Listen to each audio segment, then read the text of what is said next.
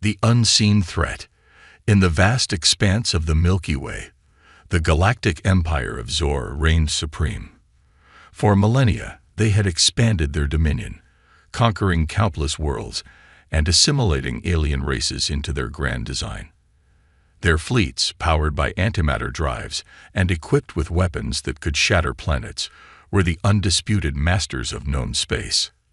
At the heart of the Empire's capital world, Zor Prime, the High Council convened.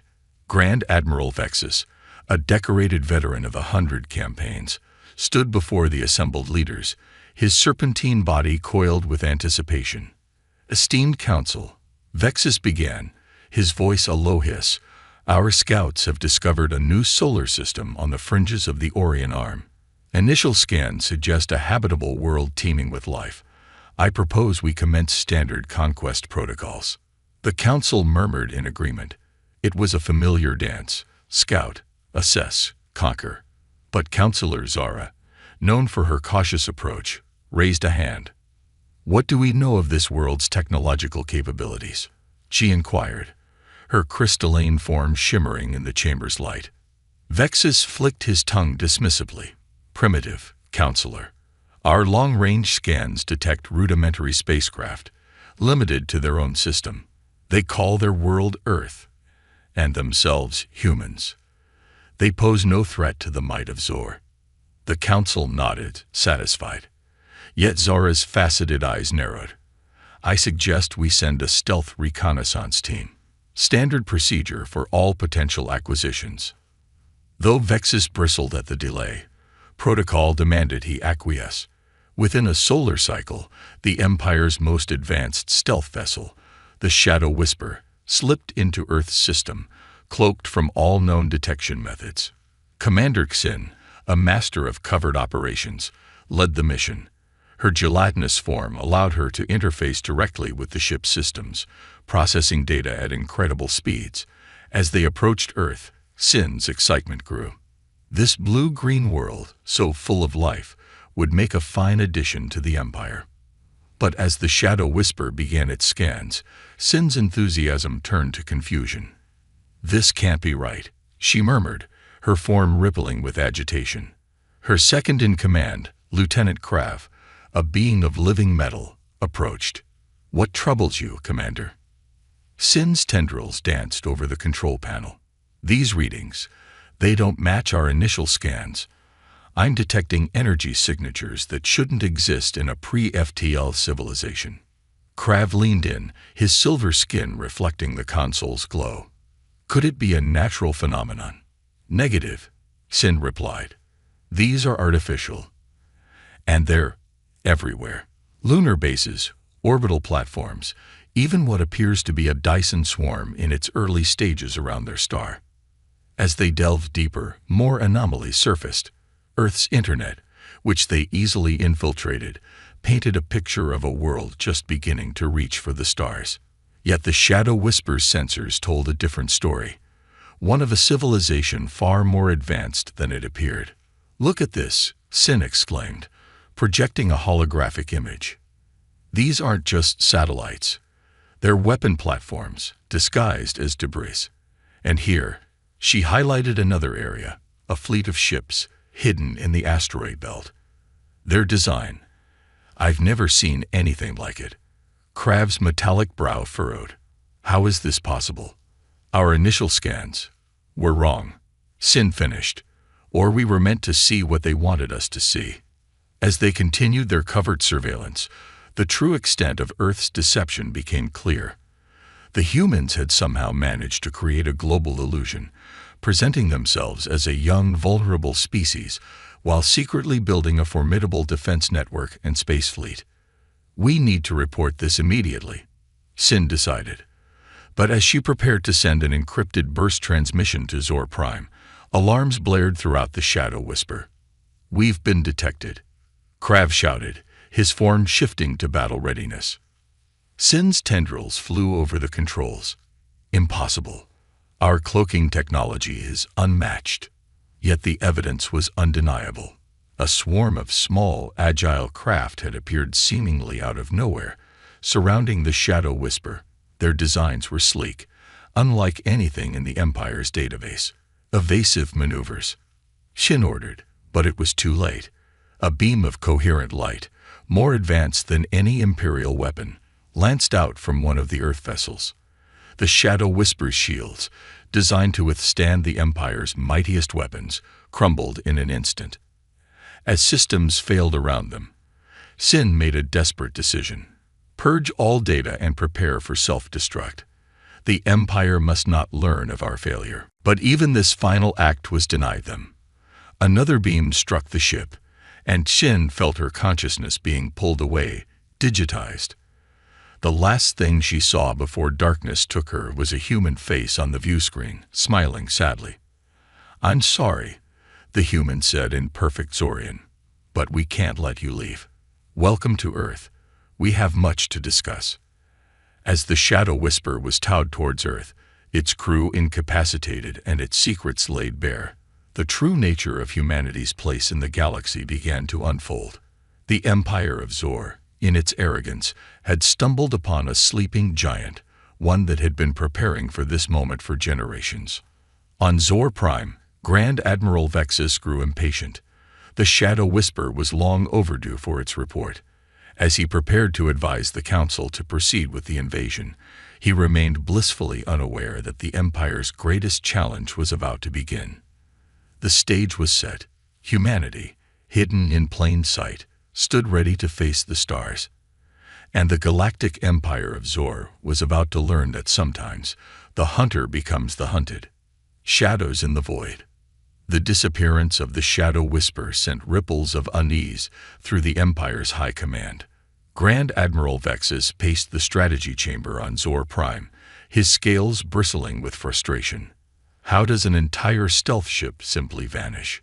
He hissed at the assembled intelligence officers. Commander Lix, head of Imperial Intelligence, stepped forward. Her holographic form flickered slightly, a sign of her agitation.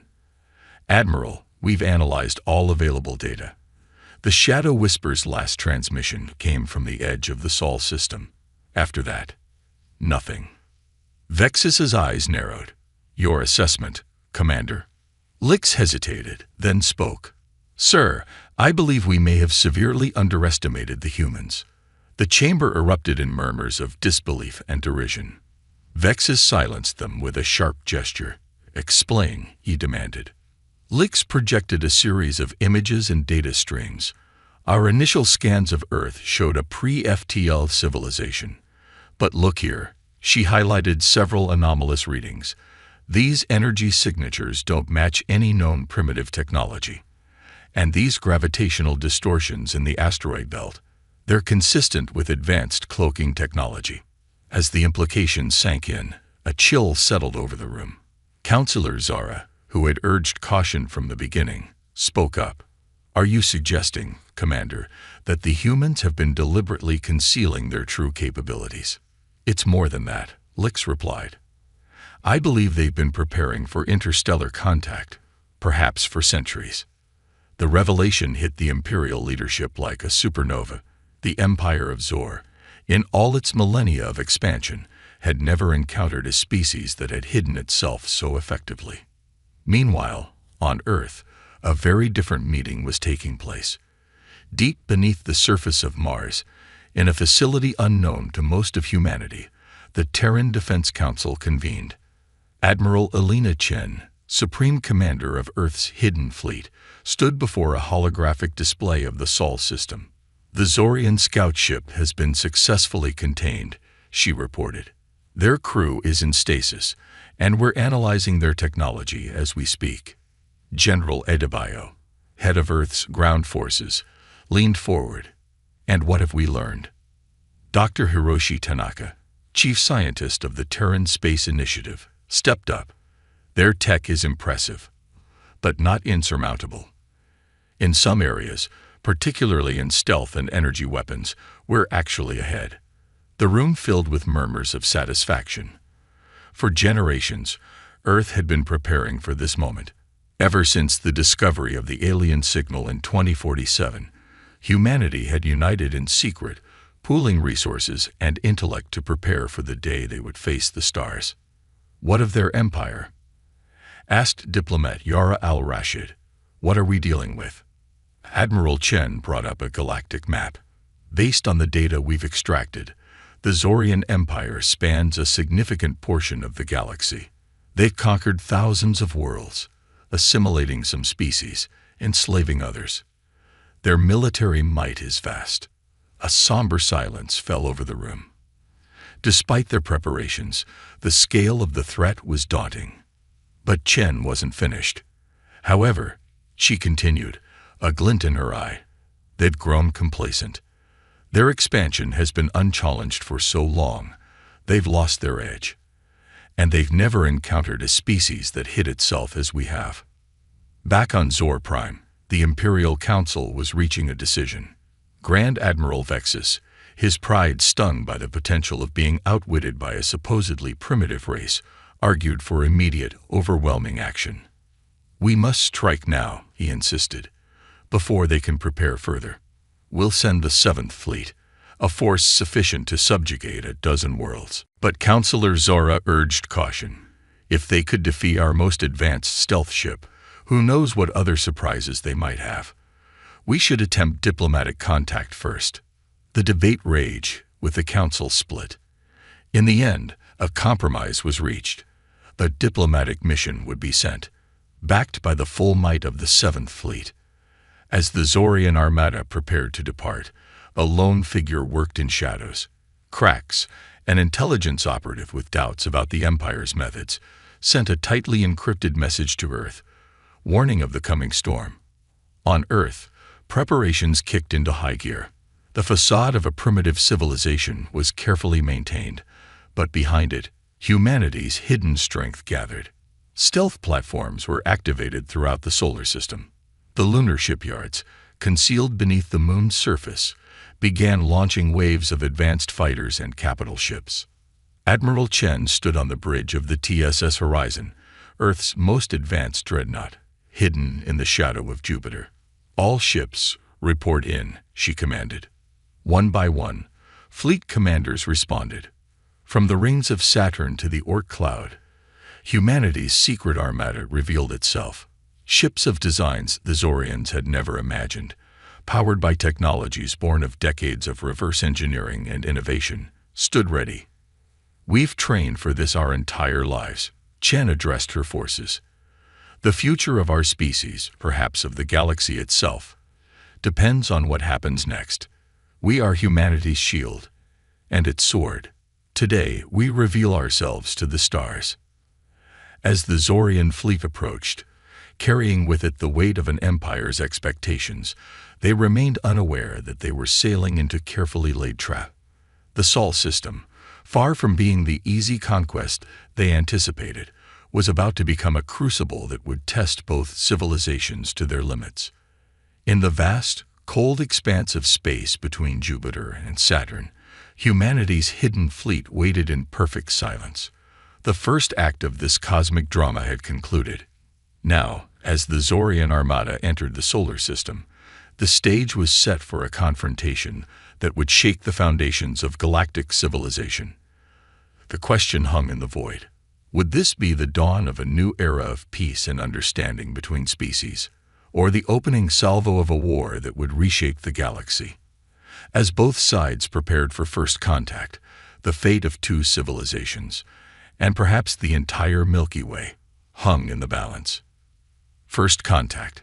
The Zorian diplomatic vessel, the Stellar Envoy, entered the Sol system with an air of cautious superiority. Behind it, hidden in the electromagnetic shadow of Jupiter, lurked the mighty 7th Fleet, poised to strike at a moment's notice. Ambassador Thrix, a veteran of 100 first contacts, stood on the bridge, his iridescent scales shimmering with anticipation. "Hail the Earthlings," he commanded, his voice a melodious trill. As the transmission was sent, the bridge crew waited in tense silence. Seconds ticked by, then minutes. Thrix's brow furrowed. Why aren't they responding? Surely their primitive systems have detected us by now. Suddenly, the ship's sensors exploded with activity. Lieutenant Zax, the sensor officer, gasped in astonishment. "Ambassador, I'm detecting multiple ships, hundreds of them. They're decloaking all around us. Before their eyes, the seemingly empty space around Earth transformed. Sleek vessels of various sizes and configurations appeared, their designs unlike anything in the Zorian database. At the center of this impressive fleet was a massive dreadnought, its hull gleaming with an otherworldly blue glow.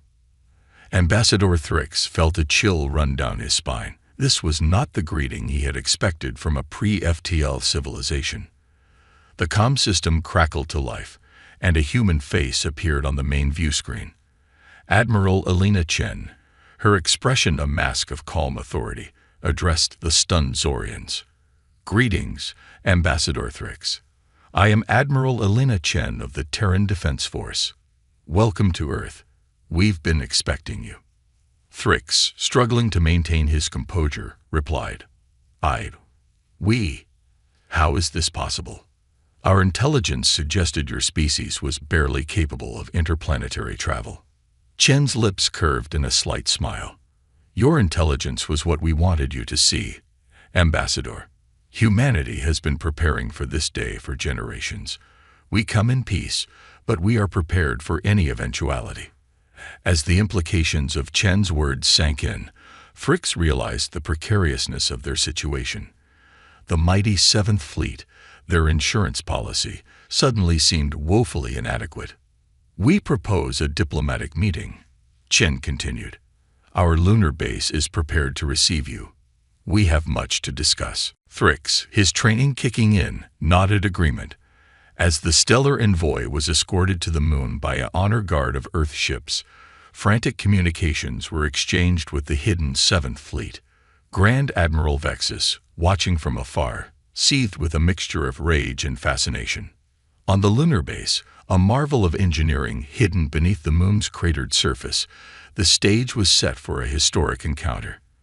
Ambassador Thrix and his entourage were led into a grand chamber, its walls adorned with murals depicting humanity's secret journey to the stars. Diplomat Yara al-Rashid stepped forward to greet them. "Welcome to Luna, Ambassador. We have prepared a presentation to help you understand our history and intentions." What followed was a revelation that shook the Zorian delegation to its core. Through holographic displays and articulate explanations, the humans unveiled the truth of their civilization's progress. They spoke of the Sentinel event of 2047, when a lone radio astronomer detected a faint signal of artificial origin.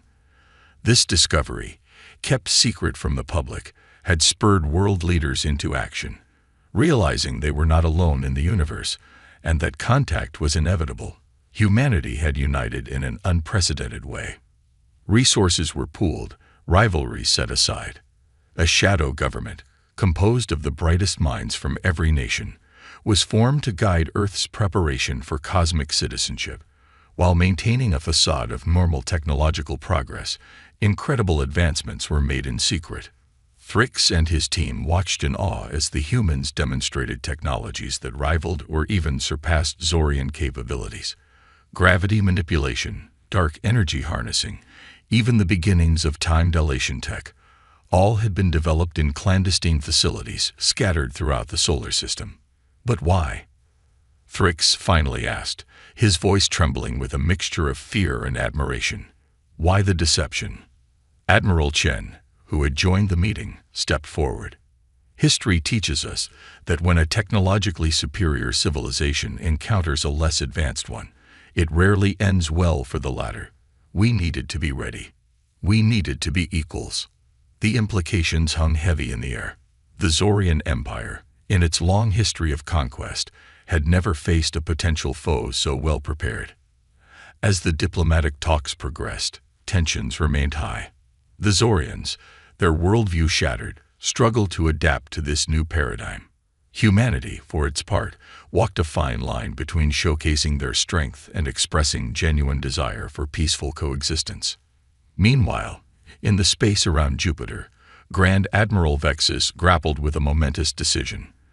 The Seventh Fleet, the pride of the Zorian Armada, hung in the balance. Should he order an attack, trying to catch the humans off guard, Or was this the moment for the Empire to consider a new approach to galactic relations? As Vexus pondered, his sensors officer suddenly cried out, "Admiral, we're detecting multiple gravitational anomalies. By the Emperor's crest, we're surrounded." Vexus watched in disbelief as a second human fleet, even larger than the first, decloaked around the Seventh Fleet. Sleek, predatory ships took up strategic positions, their weapons systems humming with barely contained energy. A transmission cut through the stunned silence. Admiral Chen's face appeared on the main view screen, her expression stern but not unkind. "Grand Admiral Vexus, I presume. I believe it's time you joined our discussions. Your fleet is impressive, but as you can see, we've been prepared for this eventuality as well. Shall we talk about the future of our civilizations, as equals?" In that moment, as two fleets hung in the silent void of space, the balance of power in the galaxy shifted. The Zorian Empire, long unchallenged, faced a choice: adapt to a new reality, or risk a conflict with an adversary unlike any they had faced before. And humanity, stepping out onto the galactic stage, carried with it the hopes, fears, and potential of a species that had spent generations preparing for this very moment. As Vexus considered his response, the fate of two civilizations, and perhaps the entire galaxy, hung in the balance. The next few moments would determine whether this first contact would lead to a new era of cooperation, or plunge both species into a war that would reshape the cosmos. The battle for Sol. Grand Admiral Vexus, his pride wounded and his strategic mind racing, faced the most crucial decision of his long military career. The Seventh Fleet, the mightiest assemblage of Zorian military might, was surrounded by an human armada that seemed to have materialized from the very fabric of space itself. For a tense moment, silence reigned in the void between Jupiter and Saturn. Then Vexus made his choice. "All ships, battle stations," he roared. "The Empire will not be cowed by tricks and deception." As the Zorian fleet sprang to life, weapons charging and shields flaring, Admiral Chen's voice cut through the comm channels once more. "Admiral Vexus, please reconsider. This conflict is unnecessary and—" Her words were cut short as the first salvos from the Zorian ships lanced out, a dazzling display of destructive power that had subdued countless civilizations before. But the humans were ready. The Terran ships moved with impossible grace, their advanced inertial dampeners allowing maneuvers that defied conventional physics. Energy shields, far more sophisticated than anything the Zorians had encountered, flickered to life, absorbing the brunt of the assault. "All ships, defensive pattern Omega," Chen commanded, her voice calm despite the chaos erupting around her. "Minimize casualties. Our goal is to disable, not destroy." The battle that unfolded in the next few hours would be studied by military historians for centuries to come. The Zorian Seventh Fleet, with its overwhelming firepower and numerical superiority, found itself constantly outmaneuvered by the smaller, more agile human vessels. Terran fighters, piloted by humans and AIs working in seamless tandem, darted between the massive Zorian dreadnoughts. They targeted weapons systems and engines with surgical precision, gradually neutralizing the offensive capabilities of the invading force. Meanwhile, larger human capital ships engaged their Zorian counterparts in a dance of advanced weaponry and defensive systems. Gravitic torpedoes warped space-time itself, bypassing traditional shields. Quantum entanglement beams linked enemy ships, causing their systems to cascade into failure. Aboard his flagship, the Imperial Fist, Vexus watched in growing horror as his mighty fleet was systematically dismantled. "Impossible," he muttered, his scales pale with shock. "How can they be so advanced? How did we not see this coming?" As the battle raged, diplomatic efforts continued. On the lunar base, Ambassador Thrix pleaded with his superiors back on Zor Prime. "Your Eminence," he addressed the Zorian Emperor directly, "we must sue for peace. These humans, they're not the primitives we thought they were. They could have annihilated us at any time, but they're showing restraint. The Emperor, his ancient face creased with concern, nodded slowly. Perhaps it is time for the Empire to learn a new way. Send the order to Vexus. All ships are to stand down immediately. But the order came too late. In a desperate gambit, Vexus had ordered his remaining ships to converge on Earth itself. If we can't defeat their fleet, we'll hold their homeworld hostage, he declared, madness gleaming in his eyes. It was at this moment that humanity revealed its final, most closely guarded secret. As the Zorian ships approached Earth, the planet itself seemed to shimmer and change. The blue-green orb that had been visible moments before was replaced by a colossal structure, a Dyson sphere in its early stages, encompassing the entire planet. By the Emperor's scales, Vexus breathed, his voice a mixture of awe and despair. Admiral Chen's voice rang out one last time. This is your final warning. Admiral Vexus, stand down, or we will be forced to take more drastic action. But Vexus, his mind unable to accept defeat, gave the order to fire. The weapons of the remaining Zorian ships lashed out at Earth's protective shell. For a brief moment, it seemed as if the massive structure might buckle under the onslaught. Then, with a pulse of energy that rippled through subspace itself, the Dyson sphere responded. A wave of cerulean energy washed over the Zorian fleet. Ships simply winked out of existence, transported to a containment field near Pluto. In the span of a few heartbeats, the battle was over. The Seventh Fleet, pride of the Zorian Empire, had been utterly defeated, not through destruction, but through a display of technological superiority so vast it bordered on the mythical. As the dust settled, and the stars burned cold and distant, the full impact of what had transpired began to sink in. Humanity, long hidden and prepared, had not just repelled an invasion by one of the galaxy's superpowers. They had done so while showcasing levels of technology that would reshape the balance of power throughout known space. In the aftermath, as shell-shocked Zorian crews were taken into custody and diplomatic channels hummed with frantic activity, a new era dawned. The galaxy, long dominated by the Zorian Empire and other established powers, would never be the same. Humanity had arrived on the galactic stage, not with a whimper, but with a display of force and restraint that would echo through the cosmos for generations to come. As the Terran and Zorian leaders gathered to discuss the terms of peace and the future of their civilizations, one thing became clear. The stars themselves held their breath, waiting to see what this enigmatic species from Earth would do next. The battle for Sol was over, but humanity's journey among the stars was just beginning. A new era dawns. In the days following the battle for Sol, the galaxy held its collective breath. News of the Zorian Empire's defeat spread like wildfire across subspace channels, reaching the farthest corners of known space. Humanity, a species unknown to the galactic community mere days ago, had suddenly become the focal point of interstellar attention. On Earth, the Terran Unity Council convened an emergency session. The time had come to reveal the truth to their own population. Billions watched in awe as President Amara Okafor addressed the world, unveiling humanity's secret history of preparation and the reality of their place in the cosmos. My fellow humans, she began, her voice steady despite the weight of the moment.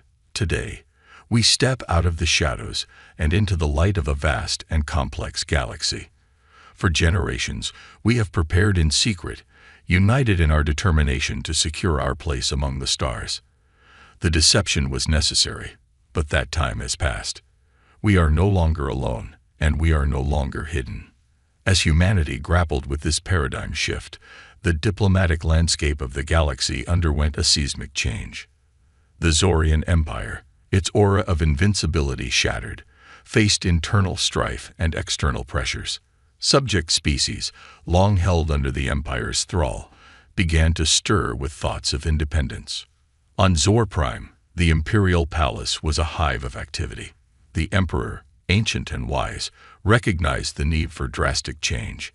In a historic address, he announced the reformation of the Empire into a galactic confederation, with member worlds given unprecedented autonomy. "We have ruled through force for too long," the Emperor declared, his words broadcast across thousands of worlds. "The humans have shown us a different path, one of strength through unity and innovation. It is time for the Zorian people to evolve." Meanwhile, other galactic powers watched the unfolding events with a mixture of fear and fascination. The Arcturian hegemony, longtime rivals of the Zorians, sent envoys to Earth, eager to establish relations with this powerful new player. The Sirius Concordat, a loose alliance of mercantile worlds, saw opportunity in human technology and sought trade agreements. Back in the Sol system, the work of integration and revelation continued. The lunar base, once Earth's most closely guarded secret, was opened for public tours. Humans from all walks of life marveled at the advanced technology and the scope of the preparations that had been made on their behalf. Admiral Elena Chen, now hailed as the hero of the battle for Sol, found herself thrust into the role of humanity's primary representative to the galactic community. As she prepared for a summit of galactic leaders on the neutral world of Ta Ceti Prime, she reflected on the enormity of the task ahead. "We've spent so long preparing to defend ourselves," she mused to her aide. "Now we must learn to coexist, to lead by example." The Ta Ceti Summit marked humanity's official debut on the galactic stage. As representatives from 100 spacefaring civilizations gathered, the galaxy watched and waited. Would these newcomers use their advanced technology to dominate, as so many before them had done? Or would they chart a different course? President Okafor, addressing the assembled delegates, laid out humanity's vision for the future. "We come not to conquer, but to connect," she declared. "Earth extends a hand of friendship to all peaceful civilizations. We offer our technology and our unique perspective to help build a more equitable galaxy." The response was overwhelming. Many species, particularly those from younger or less advanced civilizations, saw in humanity a potential protector against the often harsh realities of galactic politics. Others, including reformed members of the Zorian leadership, sought partnerships to drive unprecedented scientific and cultural exchange. Not all reactions were positive, however. Some established powers viewed humanity's rapid rise with suspicion and fear. Whispers of secret alliances and plans to contain Earth's influence began to circulate in the darker corners of the galaxy. As the summit concluded, a new galactic order began to take shape. The Terran Accords, a series of treaties and agreements, laid the groundwork for increased cooperation in scientific research, cultural exchange, and mutual defense. Earth, once isolated and hidden, now stood at the center of a growing network of interstellar relationships. The years that followed saw explosive growth and change throughout known space. Human technology, shared judiciously, sparked a renaissance of innovation. The secrets of the Dyson sphere, carefully revealed, opened new frontiers in energy production and planetary engineering. Earth's unique approach to AI partnership led to breakthroughs in sentient rights across multiple species. Yet challenges remained. As humanity's influence grew, so did the complexity of their role in galactic affairs. They found themselves mediating ancient conflicts, navigating delicate cultural differences, and facing ethical dilemmas on a cosmic scale. 5 years after the battle for Sol, Admiral Chen stood on the observation deck of Harmony Station, a massive space habitat orbiting Jupiter. Below her, delegates from 100 worlds mingled, their varied forms a testament to the diversity of life in the universe. Scientists, diplomats, and artists from across the galaxy had gathered for the first Galactic Cooperation Summit, hosted by Earth. As she watched a group of Zorian younglings play with human children, their earlier enmity forgotten, Chen felt a sense of profound hope. The path ahead was uncertain, filled with both promise and peril, but humanity had faced the unknown before and thrived. "Admiral," her aide interrupted her thoughts. "It's time. They're ready for you to open the summit." Chen nodded, straightening her uniform. As she walked towards the main hall, where representatives of a united galaxy waited, she allowed herself a small smile. Humanity had hidden in the shadows, preparing for the worst. Instead, they had found an opportunity to light the way towards a brighter future for all. The stars, once distant and unreachable, now pulsed with possibility. And humanity, no longer alone, no longer hidden, stood ready to face whatever challenges the vast cosmos might bring. As the doors to the Grand Hall opened, Admiral Chen took a deep breath.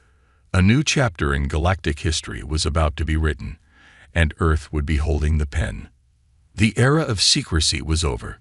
The age of exploration, cooperation, and limitless potential had just begun.